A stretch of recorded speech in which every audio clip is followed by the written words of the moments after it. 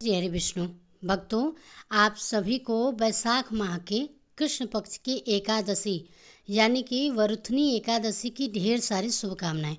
स्वागत है आप सभी का एक बार फिर से हमारे चैनल वैदिक पूजा पाठ में। भक्तों, आज के इस वीडियो में हम बात करेंगे आने वाली एकादशी के बारे में। यह जो वरुथनी एकादशी है, यह बहुत ही शुभ और सौभाग्य देने वाली एकादशी मानी जाती है।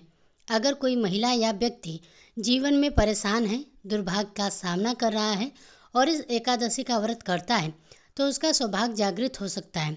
जिसको संतान नहीं मिल रही है, उसके भाग्य में रुकावटें आ रही हैं, जिनके जीवन में कोई पुरानी बाधा है, तो यह व्रत उन्हें लाभ दे सकता है। एकादशी का प्रभाव बहुत ही शुभ माना जाता है। यह दुखों को दूर करने वाली मानी जाती है। अगर आपके जीवन में आर्थिक परेशानियां चल रही हैं, कोई समस्या लंबे समय से बनी हुई है, तो वरुथनी एकादशी का व्रत एक श्रेष्ठ उपाय हो सकता है। अगर आप अपने जीवन में शांति चाहते हैं, मोक्ष की ओर बढ़ना चाहते हैं, तो यह एकादशी एक महान साधन है। आज के इस वीडियो में हम सभी जानेंगे इस एकादशी का व्रत कैसे करना है, किन चीज़ों का दान करना चाहिए, पूजन की विधि क्या होगी, व्रत के क्या नियम होंगे, इस दिन कुछ चीज़ें छोड़नी होती है और कुछ चीज़ों का उपयोग नहीं करना होता है। आपको एक दिन पहले से किन चीज़ों का त्याग करना है, इसका भी नियम होता है। यह व्रत किस दिन करना है, इसका शुभ मुहूर्त क्या रहेगा, पूजा का समय क्या होगा, यह सब हम आपको बताएंगे। हम जो भी जानकारी देते हैं वह पंचांग और पुराणों के आधार पर होती है। कौन सा व्रत किस प्रकार करना है, त्यौहार कैसे मनाना है, पूजा कैसे करनी है, शुभ मुहूर्त क्या है, यह सब हम आपको विस्तार से बताते हैं। यदि आप इस प्रकार की लाभप्रद जानकारी जानना चाहते हैं या पाना चाहते हैं, तो हमारे चैनल वैदिक पूजा पाठ को सब्सक्राइब जरूर कर लीजिएगा। अगर यह वीडियो थोड़ा भी अगर आपको उपयोगी लगे तो कृपया एक बार इसे लाइक कर कमेंट बॉक्स में जय श्री हरि विष्णु जरूर लिखिएगा। दोस्तों, इस मंत्र की बहुत ही अधिक महिमा होती है। वह मंत्र है ओम नमो नारायण नमः। वैशाख माह में यह मूल मंत्र माना गया है। जितना हो सके इस मंत्र को बोलें और लिखें। जब आप तुलसी को जल दें तब भी ओम नारायण नमः, पीपल को जल दें तब भी यही बोलें, स्नान करें, पूजन करें, हर काम में इसी मंत्र का उच्चारण करें। साथ ही कमेंट करें तो इसमें भी ओम नमो नारायण नमः लिखें। जितना अधिक आप इस मंत्र को बोलेंगे, लिखेंगे, आपको इस पूरे वैशाख माह में 1000 गुना पुण्य का प्राप्त होगा। यह बात पद्म पुराण में भी बताई गई है। हमने आपको इस विषय पर पहले भी विस्तृत जानकारी दी थी कि इस मंत्र की महिमा कितनी महान है। तो चलिए अब जानकारी शुरू करते हैं। बात करते हैं आने वाली एकादशी के बारे में। यह पहली यानी कृष्ण पक्ष की एकादशी होगी। इसका नाम है वरुथनी एकादशी। यह एक ऐसी एकादशी है जो आपके जीवन से दुर्भाग्य को दूर कर सकती है। अगर हम पुराणों की बात करें तो उसमें जिस एकादशी का सबसे अधिक वर्णन मिलता है वह यही वरुथनी एकादशी है। इसे दुनिया की सबसे अधिक पुण्य देने वाली एकादशी बताया गया है। पुराणों में बताया गया है कि सबसे बड़ा दान कन्यादान होता है। हमारे सनातन धर्म में कन्यादान को सबसे सर्वश्रेष्ठ माना गया है। इसके द्वारा देवता, इंसान और पितर तीनों को तृप्त किया जा सकता है, इसलिए इसे महादान कहा गया है। आप जानकर हैरान होंगे कि वरुथनी एकादशी का व्रत करने से 1000 कन्यादान के बराबर फल मिलता है। जितना पुण्य अनुदान और कन्यादान से मिलता है, उतना ही पुण्य इस एक व्रत से मिल सकता है। मैं आपसे कहती हूँ कि एकादशी के दिन व्रत करें, भगवान की पूजा करें, कथा सुने और व्रत की पूरी विधि से निभाएं। यह व्रत न केवल आपके जीवन की परेशानियों को दूर करेगा, बल्कि परलोक में भी मददगार होगा। यह व्रत केवल मरने के बाद काम नहीं आता, बल्कि इस दुनिया में भी इसका असर देखने को मिलता है। अगर आप विधि पूर्वक व्रत करेंगे तो आपका सौभाग्य जगेगा। जीवन की जो भी समस्याएं हैं, आर्थिक, शारीरिक, मानसिक, घर का क्लेश, लड़ाई झगड़े, कामकाज की दिक्कत, व्यापार या नौकरी की परेशानी, इन सब का समाधान इस व्रत में छिपा है। इस व्रत को पूरी श्रद्धा, विधि और नियमों के अनुसार करना चाहिए। इस वरुथनी एकादशी के कुछ नियम दूसरी एकादशियों से अलग होते हैं। यह नियम आपको बताएंगे। मैं खुद से कुछ नहीं जोड़ रही हूँ, जो भी बातें पुराणों में लिखी है वही आप तक पहुँचा रही हूँ। अब बात करते हैं कि इस एकादशी की पूजा कैसे करनी है, इसके नियम क्या रहेंगे और यह व्रत कब करना है। जो लोग व्रत करना चाहते हैं उन्हें 10वीं तिथि से ही कुछ चीज़ें छोड़ देनी चाहिए, जैसे कि कांसे के बर्तन में भोजन नहीं करना चाहिए। यह नियम व्रत के एक दिन पहले ही लागू हो जाता है। मांस आदि का सेवन तो बिल्कुल भी नहीं करना चाहिए। इसके अलावा मसूर की दाल, चने की दाल, हरी सब्जियां, चना, गोंडे का साग नहीं खाना चाहिए। मधु यानी कि शहद का प्रयोग नहीं करना चाहिए। अब आप पूछेंगे कि पंडित जी शहद नहीं लेंगे तो पंचामृत कैसे बनाएंगे? तो आप पंचामृत में शहद की जगह गंगा जल मिला सकते हैं। दूसरी बात यह है कि दशमी तिथि को दूसरे का अन्न नहीं खाना चाहिए और 2 बार भोजन भी नहीं करना चाहिए। उस दिन केवल 1 बार ही भोजन करें और दोपहर के बाद कुछ भी ना खाएं और स्त्री संभोग यानी कि ब्रह्मचर्य का पालन करें। व्रत से 1 दिन पहले ही आपको ये सब शुरू कर देना चाहिए। यह जरूरी नियम है जिनका पालन वरुथनी एकादशी के व्रत में करना चाहिए। अब व्रत वाले दिन की बात करें तो इस दिन पान नहीं खाना चाहिए। अगर किसी को पान, गुटखा या तंबाकू खाने की आदत है तो उसे व्रत में इनसे पूरी तरह से बचना चाहिए, क्योंकि यह व्रत को खराब कर देते हैं। दातून भी नहीं करना चाहिए। जो टूथपेस्ट या मंजन हम रोज़ इस्तेमाल करते हैं उसमें नमक या केमिकल होता है, इसलिए यह भी नहीं करना चाहिए। दूसरों की बुराई नहीं करनी चाहिए, दूसरों की चुगली नहीं करनी चाहिए, बुरे लोगों से बात तक नहीं करनी चाहिए। व्रत में क्रोध नहीं करना चाहिए और झूठ नहीं बोलना चाहिए। अगर भोजन की बात करें तो इस दिन सिर्फ फल खाना चाहिए। तेल, मसाले और नमक यह तीनों चीज़ें पूरी तरह से त्यागनी चाहिए। यह वह चीज़ें हैं जिसमें व्रत में नहीं लेना चाहिए। दशमी तिथि से ही इनका सेवन बंद कर देना चाहिए और एकादशी के दिन तो बिल्कुल भी नहीं करने चाहिए। अब बात करते हैं एकादशी व्रत के पूजन व्रत की। वाले व्यक्ति को सूरज निकलने से पहले आपको उठ जाना चाहिए। अगर हो सके तो स्नान जरूर करना चाहिए। खासकर बैसाख माह में स्नान का बहुत बड़ा महत्व है।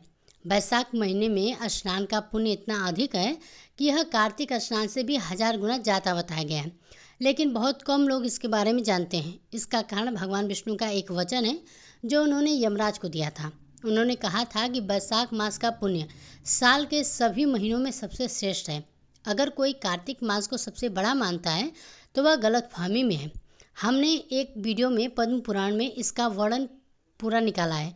इसमें भगवान विष्णु खुद बैसाख माह की महिमा बताते हैं, लेकिन कलयुग में इस मास की जानकारी लोगों को बहुत कम है, इसलिए इसके बारे में जागरूकता नहीं है। अगर आपने इस वीडियो के जरिए इस महिमा को समझ लिया तो फिर आप इस मास को छोड़ नहीं पाएंगे।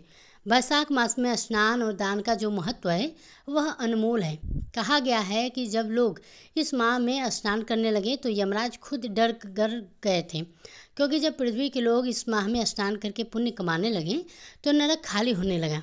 यमलोक में कोई भी पापी नहीं मिल रहा था, क्योंकि लोग पाप धुलकर मुक्त हो रहे थे। यमराज दुखी होकर भगवान विष्णु के पास पहुँचे और बोले, प्रभु आपने ऐसा मास बना दिया है कि जो 7 पीढ़ियों से मेरे यहाँ पाप भोग रहे थे वे भी स्नान करके मुक्त हो गए। मेरा काम तो बंद ही हो गया है। यह बहुत ही रोचक प्रसंग है, इसको अवश्य सुनिएगा। तो एकादशी वाले दिन आपको सूर्योदय से पहले उठ जाना है। उठने के बाद स्नान आदि करके सबसे पहले पूजा स्थान की सफाई करें और फिर वहाँ पूजा का सारा सामान इकट्ठा कर लें। अब आसन लगाकर बैठ जाइएगा। अब बात करते हैं पूजा में कौन कौन सी सामग्री चाहिए। ध्यान से सुनिएगा।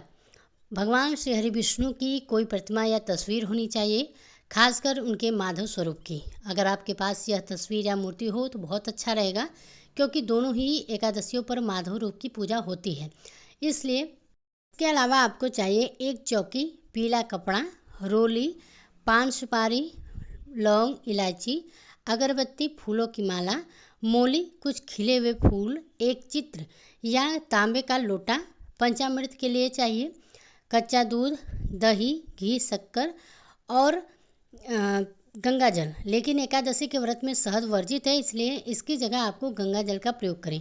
सारी सामग्री पहले से ही एकत्र कर लें। आप तांबे का एक साफ लोटा लें, उसे पहले बच्चों से मजवाएं और उसमें पहले गंगा जल भरें, फिर शुद्ध जल डालें। आप पूजा के लिए आसन लगाकर बैठ जाइएगा। पूजा की शुरुआत करने से पहले एक फूल लेकर उसे सारी सामग्री और पूजा स्थान पर रखें। इससे स्थान और सामग्री दोनों ही पवित्र हो जाएंगे। फिर जल के छींटे दें और मंत्र बोलें, जिससे पवित्रीकरण हो जाएगा। अब भगवान को विराजमान करने से पहले अपने हाथ पैर धो लें। सीधे हाथ में थोड़ा जल लेकर हाथ धो लीजिए और फिर भगवान की स्थापना कीजिए। चौकी पर पीला वस्त्र बिछाइएगा। फिर भगवान की तस्वीर या मूर्ति को वहाँ स्थापित कीजिएगा। स्थापना करते समय भाव से प्रार्थना कीजिएगा कि हे प्रभु, हे परमात्मा, हम आपको सादर आमंत्रित करते हैं, कृपया आप हमारे यहाँ पधारिए और इस पूजा में विराजमान हो जाइए। अब भगवान की तस्वीर को आसन देकर स्थापित कीजिए। जिनके पास चौकी नहीं है वे साफ सुथरी जगह पर ही भगवान की स्थापना कर सकते हैं। यदि किसी के पास कच्चा मकान है तब भी वे वहाँ पे साफ सफाई करके भाव से भगवान को स्थापित किया जा सकता है। भगवान को भाव चाहिए, स्थान नहीं। यदि आप सच्चे मन से पूजा करते हैं तो चाहे सोने की चौकी हो या धरती हो, दोनों एक समान मानी जाती है। स्थापना के बाद दीपक सामने रखें, घी का दीपक जलाएं और उसके नीचे भी एक छोटा सा आसन जरूर रखें। दीपक को कभी भी सीधे धरती पर नहीं रखते, उसके नीचे आसन जरूर देना चाहिए और धूप दिखाइएगा। अब आपको दीपक जलाना है और धूप भी जलाने रखनी है। फिर व्रत का संकल्प लीजिएगा। संकल्प लेने के लिए अपने सीधे हाथ में जल लीजिएगा, साथ में एक सिक्का दक्षिणा के रूप में रखिएगा। अब 3 बार बोलिएगा ओम श्री विष्णु, ओम श्री विष्णु, ओम श्री विष्णु। अब आप अपना नाम, अपना गोत्र, जिस स्थान पर आप बैठे हैं उसका मकान नंबर, क्षेत्र का नाम, शहर का नाम लीजिएगा। फिर बोलिएगा कि वैशाख मास के कृष्ण पक्ष की एकादशी के पुण्यतिथि पर मैं दीर्घायु, आरोग्य, सौभाग्य, सुख और संपत्ति की प्राप्ति के लिए एकादशी व्रत का संकल्प करता हूँ या करती हूँ। यह संकल्प भगवान विष्णु के चरणों में अर्पित करता हूँ या करती हूँ। फिर हाथ जोड़कर भगवान को प्रणाम कीजिएगा। अब भगवान का पूजन शुरू करें। भगवान के सामने एक कटोरी या थाली रखें जिसमें आप पूजा की सामग्री अर्पित करेंगे। सबसे पहले भगवान को पद्म और अर्घ्य अर्पित कीजिएगा। पद्म के रूप में 1 चम्मच जल अर्पित कीजिएगा और बोलिएगा ओम भूर्भुवस्वः श्री माधवाय नमः। पद्म समर्पयामि। अर्घ्य के रूप में 1 और चम्मच जल दीजिएगा और ओम भूर्भुवस्वः नारायणाय नमः अर्घ्यम समर्पयामि। फिर आचमन कराइएगा। 1 चम्मच जल अर्पित कीजिएगा। ओम भूर्भुवस्वः नमः आचमनीयम समर्पयामि। अब स्नान कराइएगा। पहले 1 चम्मच शुद्ध जल अर्पित कीजिएगा। जिनके पास प्रतिमा है वे केवल प्रतिमा रूप में अर्पित करें। फिर पंचामृत से स्नान कराएं।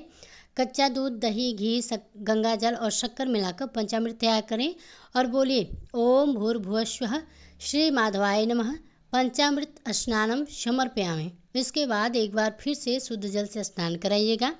ओम भूर्भुवस्वः श्री माधवाय नमः शुद्धोदक स्नानम समर्पयामि। अब भगवान को वस्त्र अर्पित कीजिएगा। कोई भी साफ टुकड़े का कपड़ा हो वह अर्पित करें। ओम भूर्भुवस्वः वस्त्रम समर्पयामि। अब भगवान को पवित्र अर्पित कीजिएगा। एक जनेऊ लेकर भगवान को पहनाइएगा। ओम भूर्भुवस्वः यज्ञोपवीतम समर्पयामि। फिर चंदन लगाइएगा। ओम भूर्भुवस्वः गंधम समर्पयामि। इसके बाद पुष्प अर्पित करते समय और उसके बाद फूलों की माला बनाइएगा। अब भगवान को धूप और दीप दिखाइएगा।